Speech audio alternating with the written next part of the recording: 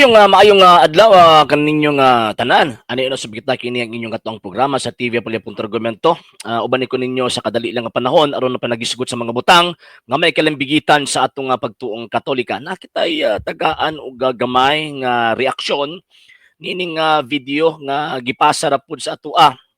Nya pagkahuman na syempre kinahanglan nato kini tagaan og gamay nga pagtubag tungod kay naay panultihon nga ang usa ka bakak balik-balikon alang ni adtong mga tawo nga wala masayod daw mahimo ning gitawag og tinuod. So sa walay paglangan-langan ato unang paminawon, and at the same time every puntos nga ihang ihatag ato ang tagaan og pagtubag. Ato nang i-play ang iyahang tawag ining video.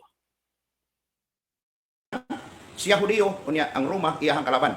Actually, wala ko kabalo kung tawag ining pastoy ba kini, ining ato ang higala nga dili Katoliko.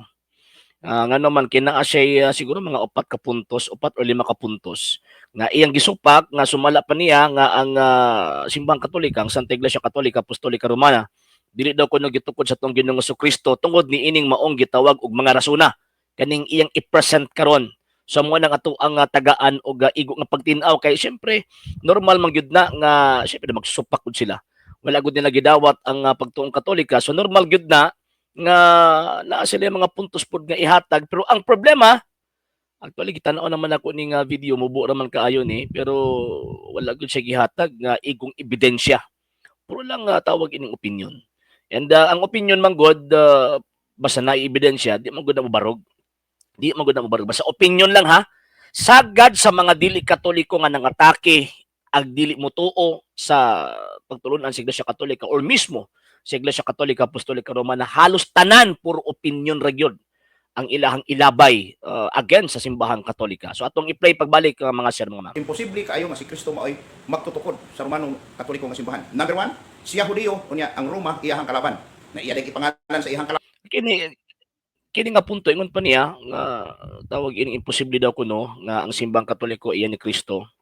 Tungod kay si Kristo daw Hudyo, nya pagkahuman ang simbang Katoliko Romano Katoliko daw. Actually kada nga klaseng gitawag pangunahon na ilhan kaayo or mailhan nato nga ang iyahang interpretation or notion sa term nga Romano Katoliko nag-refer sa rasa. No sir.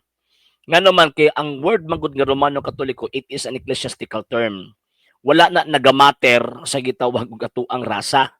So ang argumento nga dili daw kuno gitukod ni Kristo ang simbang Katoliko kasi Kristo Hudiyo niya ang Romano Katoliko, Romano mali na siya nga pagsabot concerning sa term nga Roman Catholic. Kay ang Roman Catholic sir, for your information, again, termino kana nga gigamit sa simbahang Katolika nga nag-refer sa simbahan sa Roma nga wala gidawat sa Jerusalem, gipaabot sa Roma, ug tungod sa Roma ang pagtuo mikaylap sa tibuok kalibutan. Romans chapter 1 verse 7 to 8. Dili nang inyohang sekta sir. Nga naman tungod sa inong kanang inyong sekta gitukod ra man nagkano, gitukod ra man Amerikano. So anay kalabutan sa gitawag og Biblia. Ang naay kalabutan nga naa sa Biblia kanang giingon na San Pablo, tungod kaninyong taga-Roma milukop sa tibuok kalibutan ang inyong pagtuo. So mo na point din nga ang word nga Roman Catholic wala na nag-refer sa gitawag og rasa. And at the same time, mga sir nga mga ma'am, para di ta mailad aning maong gitawag og tawhana, ang simbahang Romano Katoliko, ang iyang membro di lang kay mga Romano. Tanang rasa sa tibuok kalibutan mo na iya ang membro. Ako, Pilipino man ko, pero Romano Katoliko man ko. So, buti pasabot, ang word ng Roman Catholic, mali ang pagsabot, sinurambaw nga pagsabot, binangag nga pagsabot, kung ingnon nato nga nagapunting na dito sa rasa. Another point niya. Laban ang iyang simbahan. Ikaduha, wala kay mabasa sa Biblia nga si Kristo maoy nagtukod sa simbahan nga Romano. Ang atong mabasa magud sa Biblia, St. Matthew chapter 16, verse 18, sumalapas ng Ginoong Jesucristo, thou art Peter, and upon this rock I will build my church, and the gates of hell shall not prevail against it. Wa niya nganli ang maong iglesia. Nga naman, kay kabalo man ang atong Ginoong Jesucristo nga naa mga squatters, nga mga kun-ang ng maong gitawag og iglesia ha. So, buti pasabot, mo nang wa niya nganli, tungod sa inong kabalo siya nga naay mga mini, mga bugos, mga fake, nga magtutudlo, magbitbit pod sa iyang ngalan. Pero imo niya mailhan ninyo nga ako ang pundok tungod sa ako ang gitawag og tungod sa ilahang kinaiya kumbaga. And sa tibuok kalibutan ug sa tanang panahon from the 1st century AD until now usa lang kabog iglesia ang nakatuman anang giingon ni Kristo nga et forte inferi non prevalebon adversus iam bisan ang ganghaan sa impyerno dili gayud nakabuntog niini og kanang iglesia mao ng simbahang Romano Katoliko dili na inyo dili ng inyong pundok pastoy ngano man tungod sa hinungdan na kanang inyong pundok ipangtukod binag Amerikano og posible gani nga ikaw na mismo nagtukod anang imuhang kaugalingong pundok mo nang bisan pag-usaon yung atake simbahang Katoliko magpabilin gyud na kanang mong iglesia mo na iglesyang gitukod ni Kristo bisan pag may way mabasa it is a fallacy of silence palasyos na kumo ka di mabasa di tinuod palasyos na ilad na siyang argumento kay ikaw gani mismo kanang imong pundok di na mabasa sa Biblia kanang inyong giparehistro og never put sa Biblia nga kanang inyong giparehistro pundok mo ng iglesyang gitukod ni Kristo it does not mean nga tawag ining mubarog nga di mo tinuod kay di mo mabasa. O tinuod mo tungod kay gitukod mo og tao. Tinuod mo tungod kay kanang inyong pundok way kalabutan ni Ginoong Kristo. Tinuod mo in the sense nga nag-exist mo pero bot-bot ng inyong giangkon na kamo ang tinuod. Muna bisa pagkapila mo supak sa Iglesia Katolika Apostolika Romana magpabilin na kanang punduka iyas Ginoo. Next nga argumento. Katoliko wa kay mabasa litra por litra. Ikatulo dili si Kristo mo ay nagtukod sa simbahan. Kanang giingon nga walay mabasa litra por litra dili man pagtulon-an sa mga apostol. Never man gitudlo ni Ginoong Kristo nga ay magtuo kung di mabasa litra por litra imbento ninyo na. Mo nang pagtulon-an nga hinimo lag tao.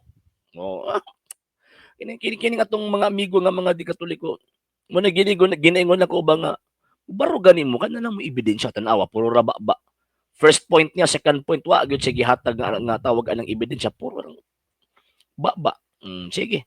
Third point. Romano Katoliko tungod kay ang mga pagtulon-an ini 99% sa mga pagtulon-an sukwahi sa atong Ginoong Kristo nga mga pagtulon-an. Ug lastly, Kinsa pa nag-ingon yung mga sukwahi? Kamo? Nga tawag ining nisulpot lang sa 15, 16, 17, 18th century na ba mo'y moral nga moingon mo i-question yung simbang Katolika nga wala nakatuman sa sugo sa Ginoo o wala nakatuman sa balaang kasulat. Wala mo credibility nga i-question ninyo ang simbahang Katoliko nga nasayop ang simbahang Katoliko mao nimo na ngano tungod sa hinungdan dili man mo sakop niya. And at the same time kamo nga mga pundok gipangtukod lang mo kano, gipangtukod lang mo tao, kinsa man mga mo question sa simbahang Katoliko. Kinsa man mga mo question? Naa ba mo credibility to question the Catholic Church? No. Wa mo credibility ganun mga piki mamong dagko.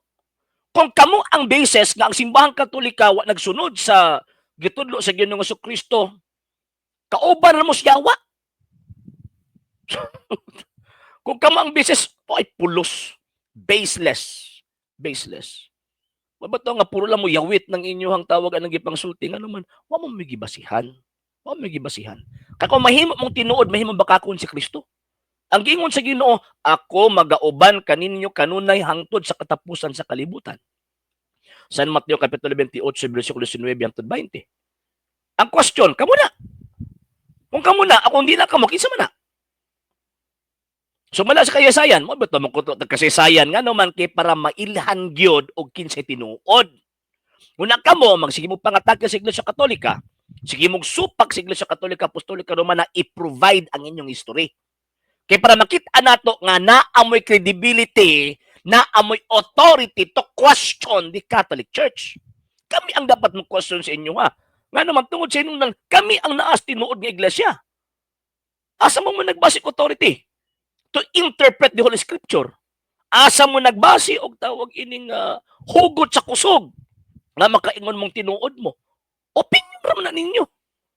Yes, i-respect nato ang inyong gitawag opinion pero it does not mean na kamoy nagunit sa facts. Opinion ninyo na. Dili man ako matama ka ng inyong opinion kay inyo man nagkatungod nga magbaguna-una mo ana. Ang punto na namo among gitug-an ang tinuod na kanang inyong opinion dili na mo barog against sa kamaturan. Ang kamaturan bisan pagkapila mo supak, bisan pagkapila ninyo dauton ng simbahang Katolika, magpabilin siya nga iyas Ginoo. Next, last point. dili si Kristo may nagtukod sa simbahan. Romano Katoliko tungod kay ang mga tao na sakop nini wala nabako.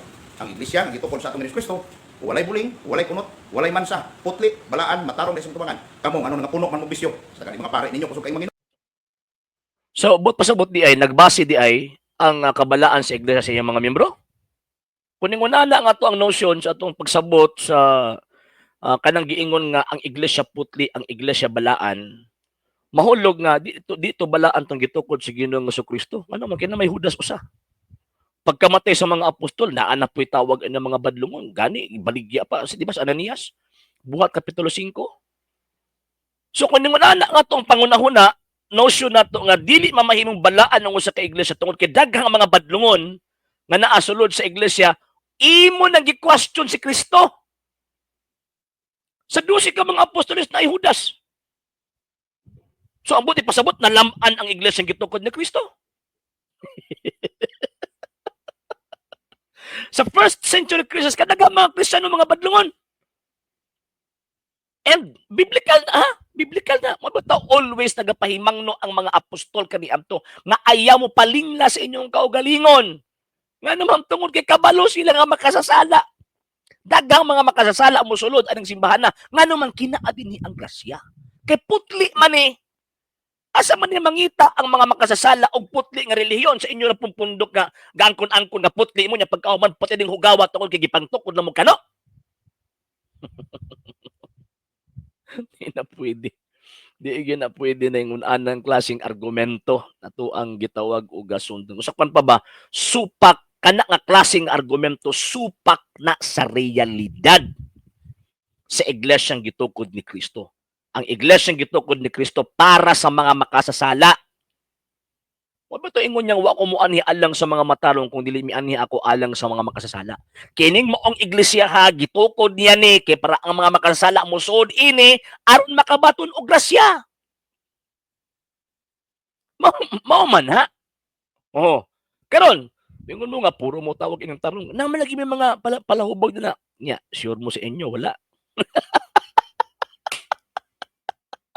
Kini mo mga tawa na mga ipokrito ni. Mga hypocrites kumbaga. Si panaway sa Katoliko, wa nila mabantay nga naa akong truso sa ilang mga mata nga ang ilang mga miyembro tago-tago pod, buhat og di maayo. Pero di mo gunamoy atong isyu or sintro kumbaga. Nga naman kay again, ang pagkatinuod nga iglesia wa na nagabase og nagamater sa membro. Ang tinuod nga iglesia nagikan kang Kristo. Og maoning iglesia nga diin kinahanglan pasakupan sa mga makasasala. Nga naman aron maluwas 1 Timothy chapter 2 verse 4 kay katuyuan sa Dios ang tanang tao maluwas og masayod sa kamatuoran. Kasi may luwason kadtong mga makasasala nga muduol kang Kristo. Mo betong simbahang Katolika daghang tawag niya makasasala. Na sa sulod sa simbahang Katolika pero it does not mean nga di na siya may iglesia gitukod ni Kristo. Og tungod ni ining mga makasasala, ma-exercise, ma-practice ang gisugo ni Kristo nga pagpangluwas og mga tao. Mao man na punto mo na ikaw di man mo sakop sa Iglesia Katolika Apostolika Romana inyo pag yung ibran ang simbahang Katoliko nga dili iyan ni Kristo, manubag mo sa founder ana. Kunya never gyud ko nagkadungog sa iyang upat ka mga puntos nga iyang gi-present karon. Nakalitok siya kinsay founder sa Iglesia Katolika. So, buot pasabot, chismis. Buot ipasabot, opinion ra. Wala nagbase sa ebidensya.